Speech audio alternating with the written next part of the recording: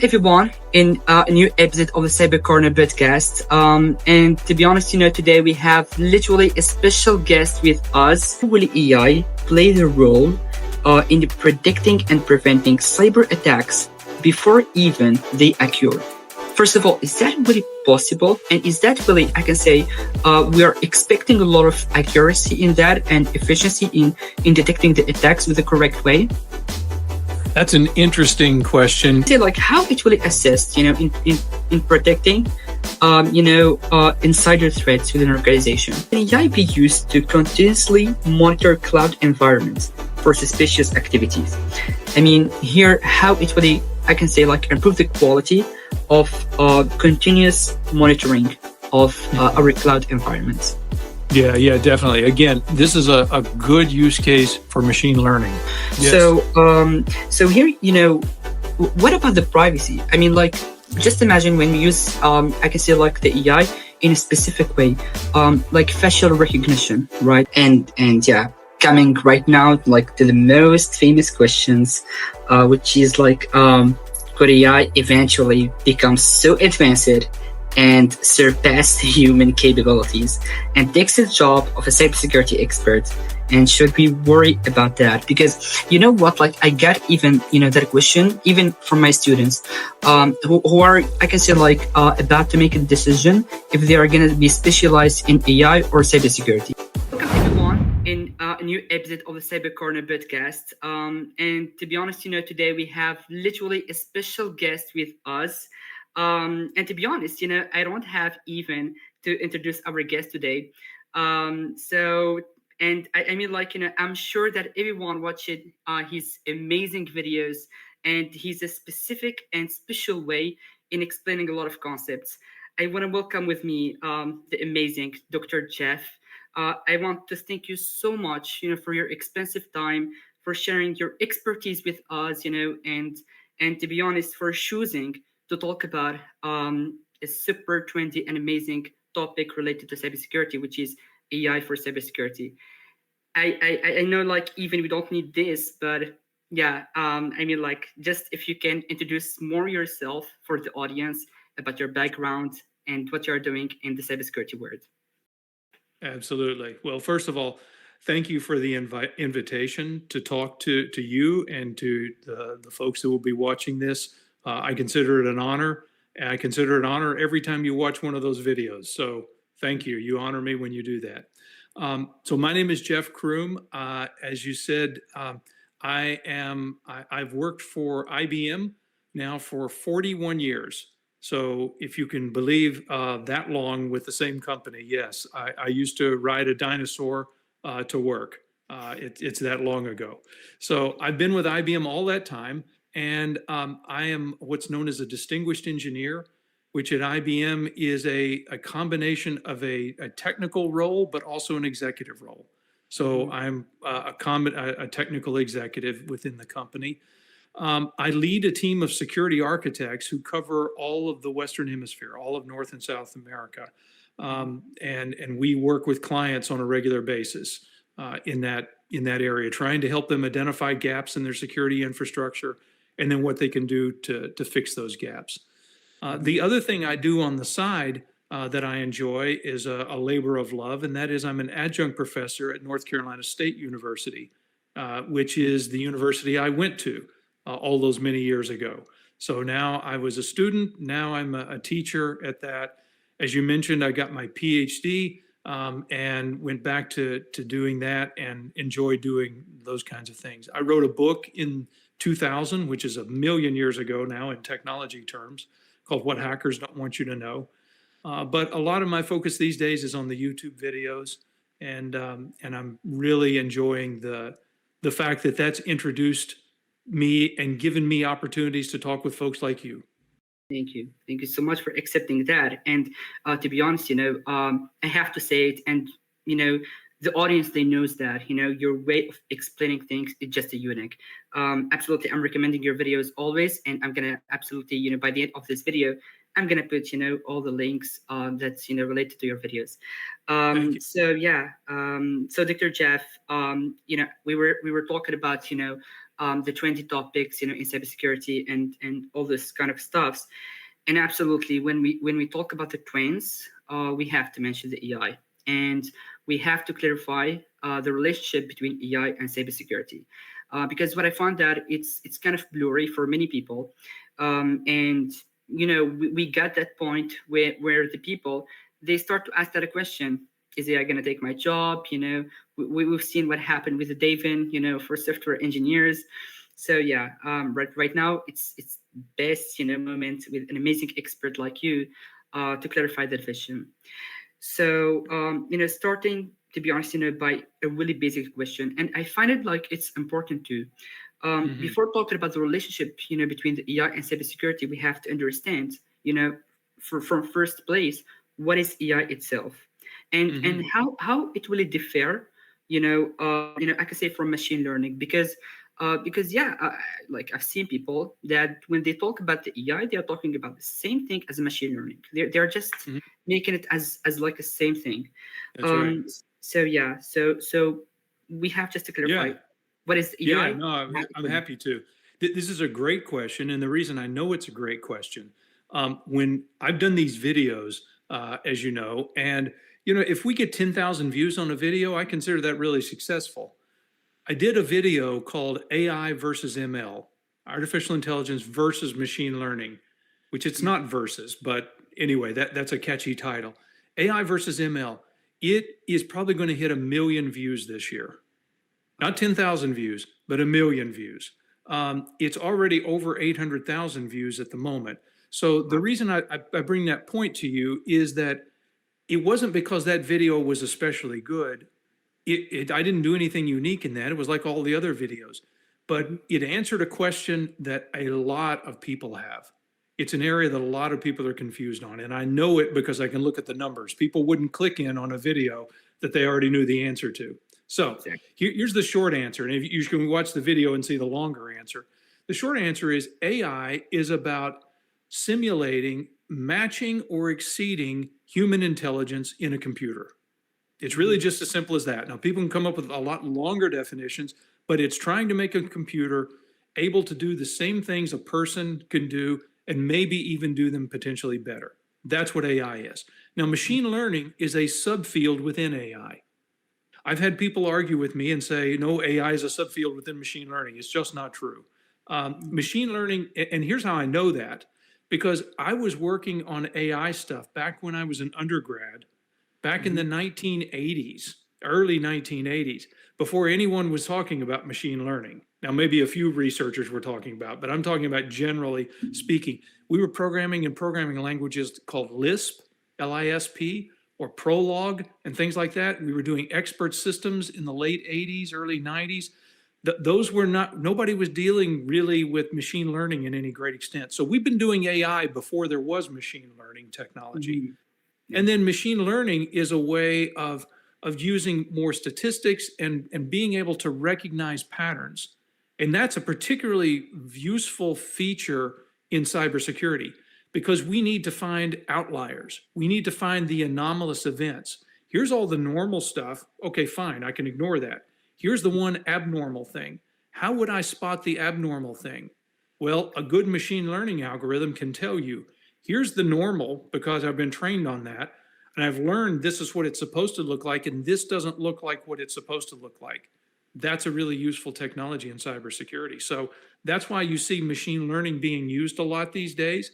And then further from that, there's deep learning, and then further from that, there are foundation models and generative AI, which is what's really getting all the attention these days. These are all subfields within that larger field. Yeah, exactly. And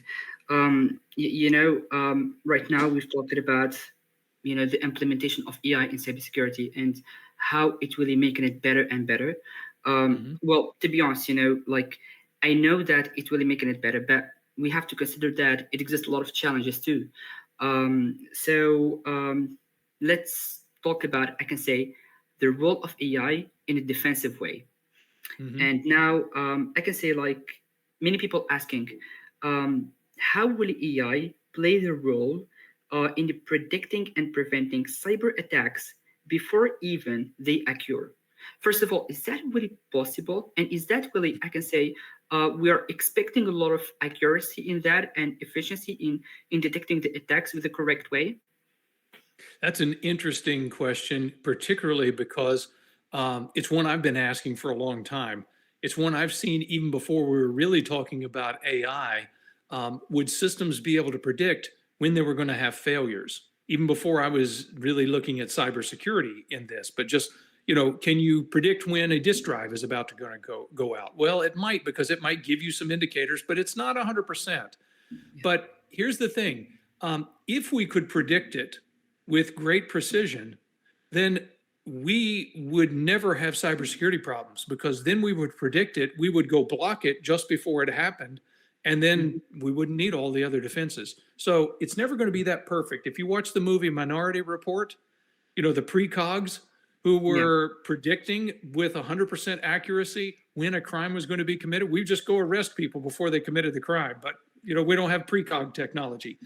Now, we do have predictive AI. And predictive AI, I think, is an area that has shown promise, but there's still a lot of work to be done. It can do some useful things, but right now it's nowhere near, it's not a perfect crystal ball. But what we could do is look and see, okay, we see certain of these kinds of activities happening over here. If we see lots of smoke, there's probably a fire. And if we see a lot of smoke in that area, why wouldn't we expect to see smoke in this area? So in that sense, we might be able to predict. But those are some of the things that I think we'll be able to do. There are some realistic expectations, but I think there are a lot of unrealistic expectations when it comes to predicting. Until somebody builds a precog or a time machine, I think we're going to always be guessing. Yeah, exactly. And absolutely, we have to talk about, about the challenges, in the other part. But I can say it exists a lot of false positive too. Absolutely. We can implement some models, and then those models gonna predict a lot of false positive, and then I can say it's gonna be kind of useless, and it's gonna basically make the things harder for us.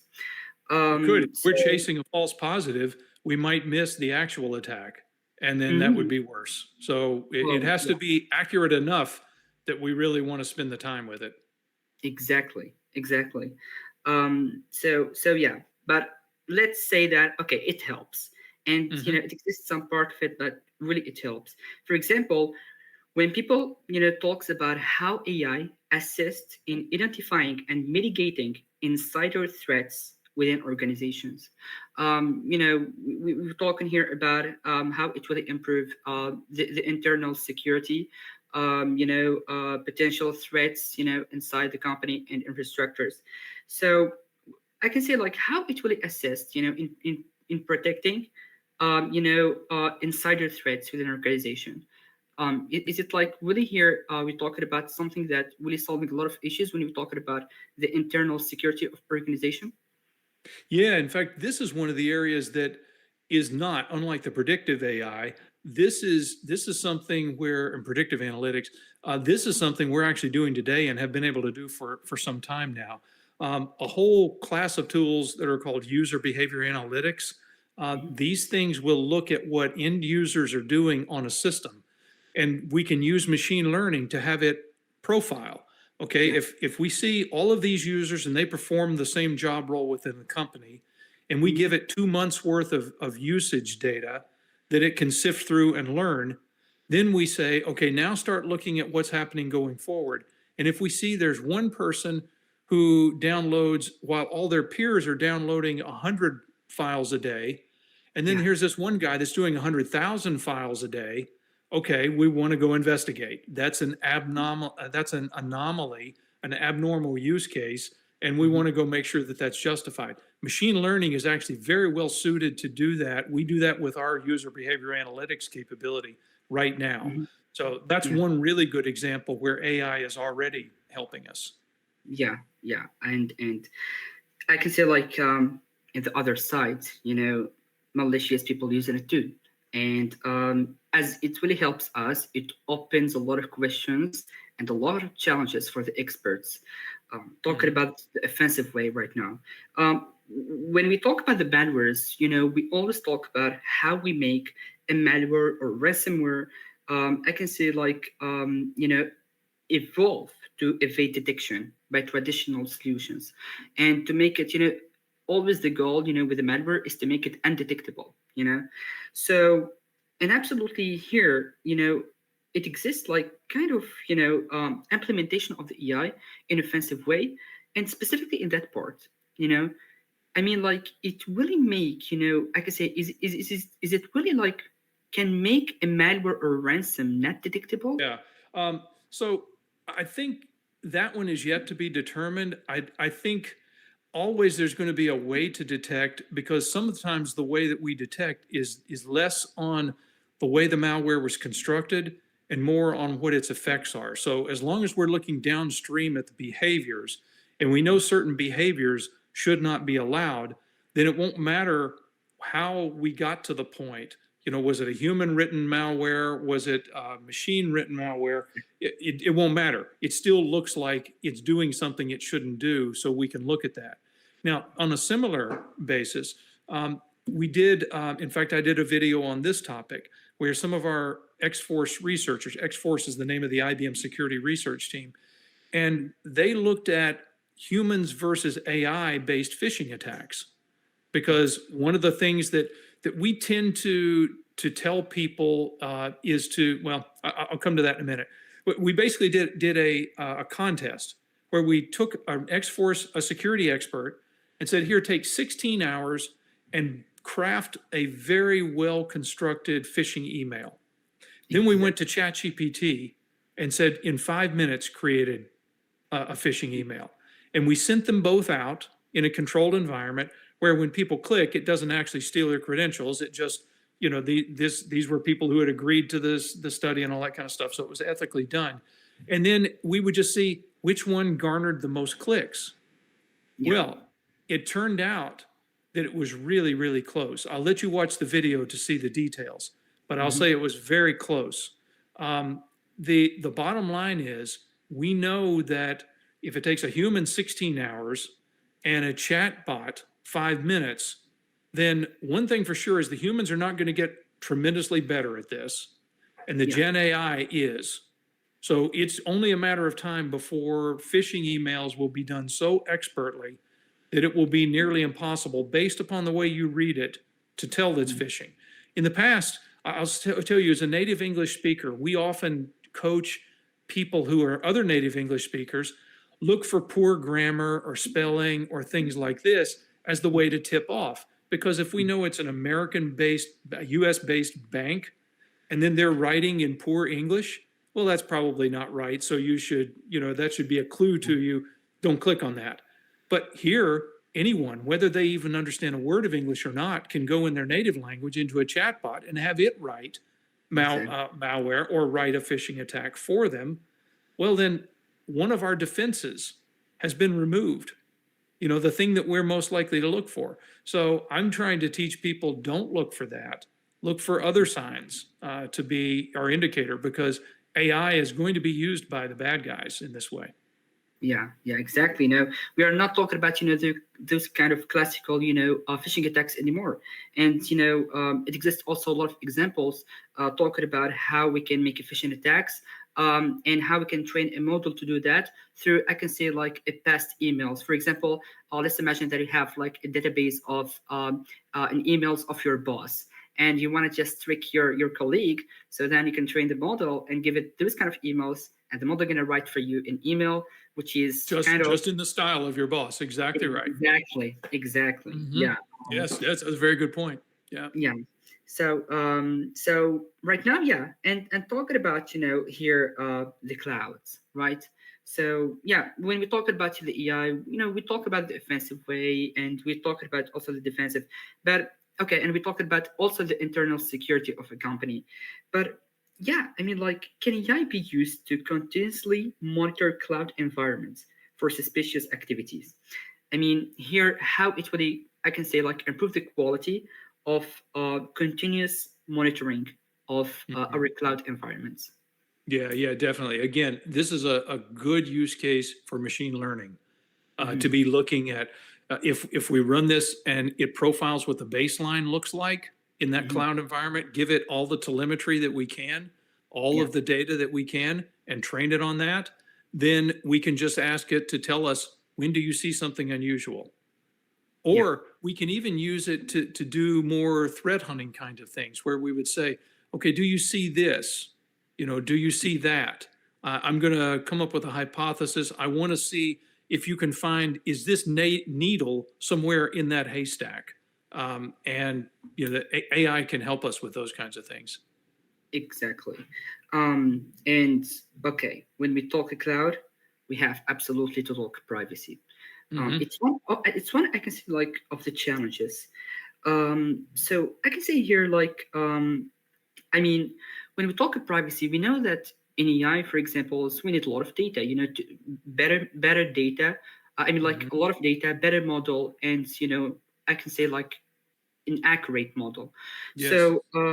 So here, what about the privacy? Like just imagine when we use, I can say like the AI in a specific way, like facial recognition, right? So here, for example, to recognize the face of a person, you have to give, that model a lot of pics of a lot of people, right? So, and absolutely, we have to use those data. It's a data with a legal way. So those people, they have to accept, that their picture is going to be integrated in a model. So talking about the privacy here, like it's one of the challenges, right? So I can say like how we can deal, like with those kind of cases, or how we can, solve the relationship I can see between the privacy and the AI, how they're using those kind of data. How we can actually like using those data with a secure way. Yeah, it's a really difficult problem, honestly. And you pointed out one of the difficult things we have. On the one hand, we want to respect people's privacy. On the other hand, if, for instance, as you said, a facial recognition system, if we don't have enough faces, then it's not going to recognize. And we've already seen this kind of thing, where if we train it only on, say, faces of men of a certain race, then the AI is going to be really bad at recognizing, women of a different race. It only knows what it's seen. And by the way, people are the same way. We have that kind of training in our own minds. And you go to a country and you say, everybody looks the same here. No, they don't. You spend enough time there and you'll start to see, no, they don't look the same. They all look very different. But you have to build up that in your own model, in your head, to be able to get to that point. So I think there has to be a lot of informed consent, that people need to know how their information is being used, how their face is being used.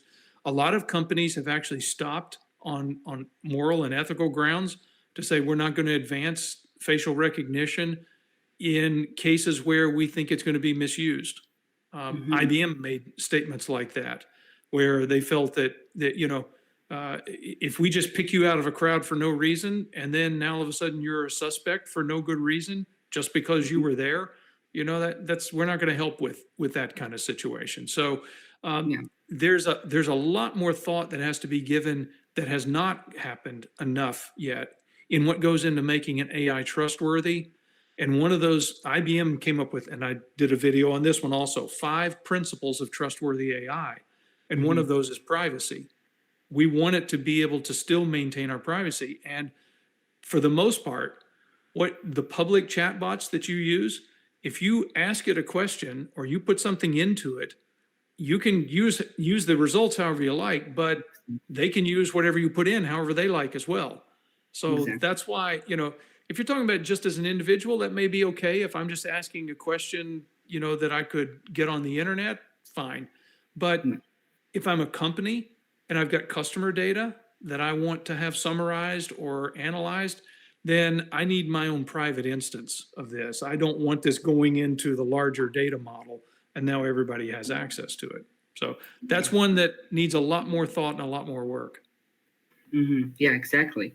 And yeah, coming right now like to the most famous questions, which is like, could AI eventually become so advanced and surpass human capabilities and takes the job of a cybersecurity expert And should we worry about that? Because you know what, like I got even, that question even from my students, who are, I can say, like about to make a decision if they are going to be specialized in AI or cybersecurity. And I got this in my LinkedIn, and their sent a message going to be like, we are feeling that confusion. So I think like everything right now is automated and going to be intelligent with AI. And one of my students like told me, I have that passion for cybersecurity, but I think AI right now going to take over everything. Yeah. So yeah, So and yeah. there's some truth to it, but then there's some exaggeration as well. Okay, so first of all, let's go back and review a little bit of history. Definitely AI can be better at some things than humans are. In 1997, IBM built a computer called Deep Blue that beat the best chess player in the world, Garry Kasparov. Yeah. And prior to that, most people would have told you a computer will be able to beat a good chess player, maybe a very good chess player, but not a grandmaster, not the best in the world. Those people possess special skills, special creativity, special this. Well, we already did that. That was 1997. That was, in technology terms, that was 1,000 years ago that we did that. So we definitely can build AIs that are better than humans at certain tasks. What we have not done is achieve artificial general intelligence, AGI, where an AI is better than humans at essentially everything. So that's going to be a long ways off, I think. Now, who knows? Maybe somebody makes a discovery tomorrow and it's not. But here's the other part of this, applying specifically to cybersecurity. In the US, I can look at the statistics and they tell me that we have almost 500,000 open cybersecurity positions right now.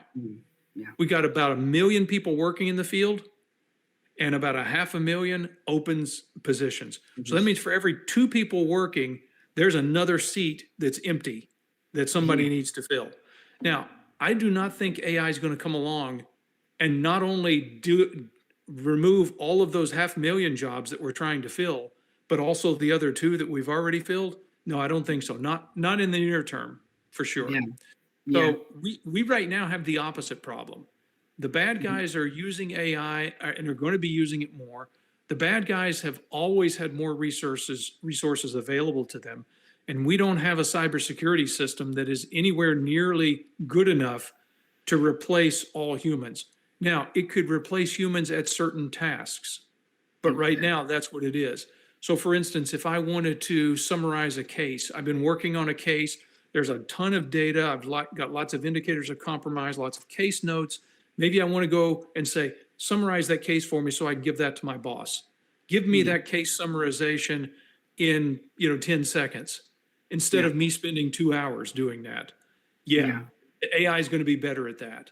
AI is going to be better at some of those kinds of things, but making some of those ethical and moral decisions, we could go shut down all the ports, but is now the right time to do that? We need people to decide that. Exactly. And you know what, like I really liked, the way when in one of your video, you told about that there is a difference, like between the wisdom and the knowledge, That's right. That's right. So we need it, like we need. You're exactly right. And I encourage my students to keep staying up.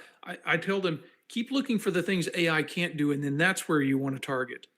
So for instance, the students who said, I just want to write code all day, I'm recommending you don't make that a long-term career objective, because we're going to have AI that's going to be able to write code. It doesn't write it perfectly today. It's going to get better. People are not going to get dramatically better. The AI will. So I'm not saying we're going to get to a point where we need no coders. I don't believe that.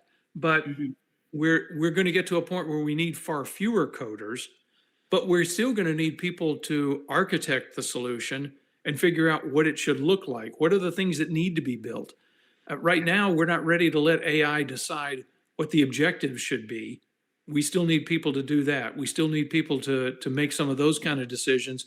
But then some of the individual pieces of work, it's just like what happened in the industrial age. We got to a point where, before that, when we were agrarian, most people had to work in fields in order to feed us. And then we developed more efficient farming methods, and we didn't need everyone to be a farmer, and we could still feed the world. So did that mean all these people had no jobs? No, they moved on to other jobs. And then the Industrial Revolution happened. And then a lot of those people were working in factories and things like that.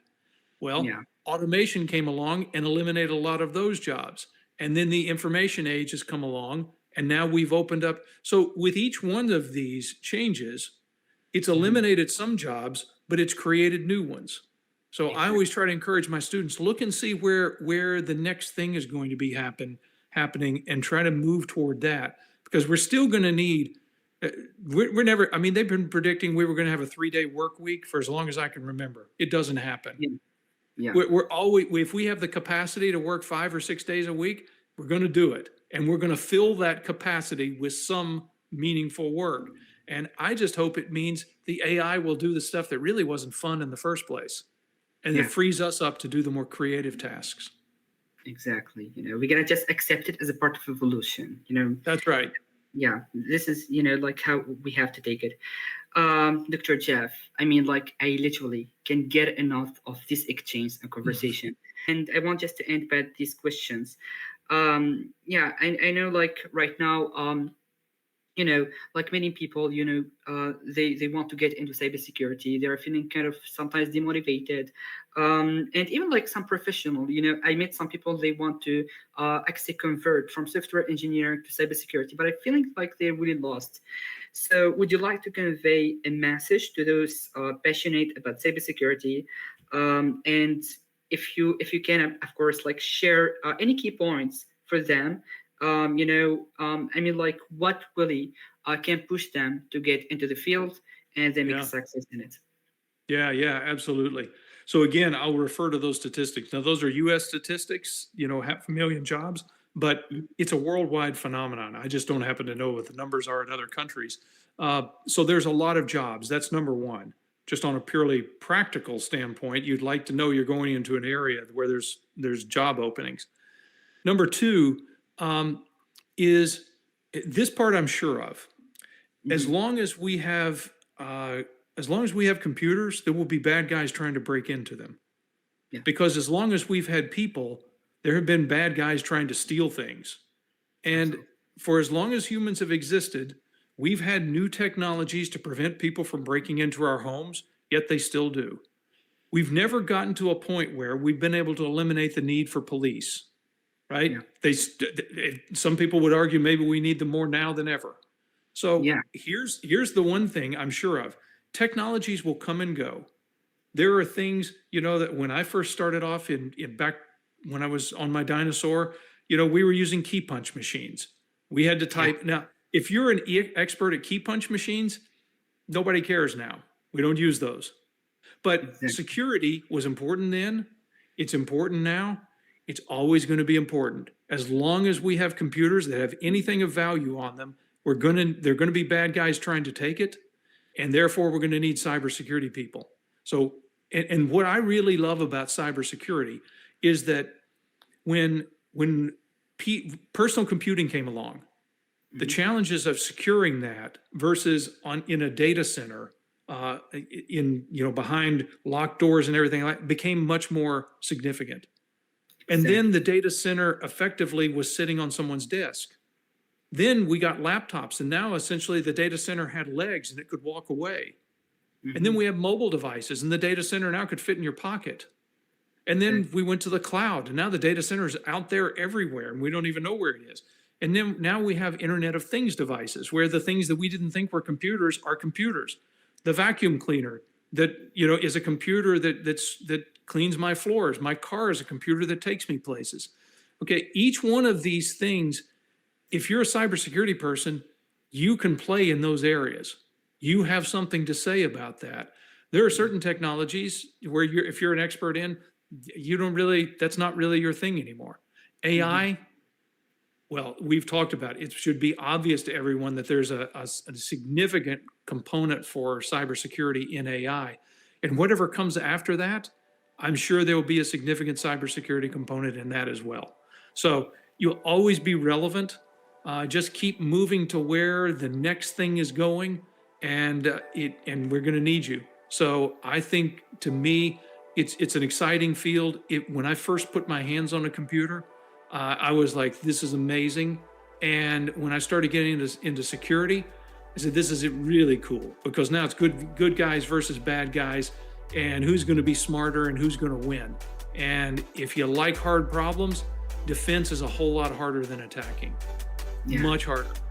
The defense has to be right all the time, and the attacker only has to be right once. So if you like hard problems, this is a good field to be in. Dr. Jeff, literally, thank you so much for each minute that you give it to us. Those ideas can literally help the community. Again, I wish that we can have you again and again and again in this podcast, yeah. And we are not gonna just get enough from your insights. Thank you so much. Guys, I'm gonna just like put all the links of Dr. Jeff, his YouTube channel, his videos. I'm sure that you know that, but just in case.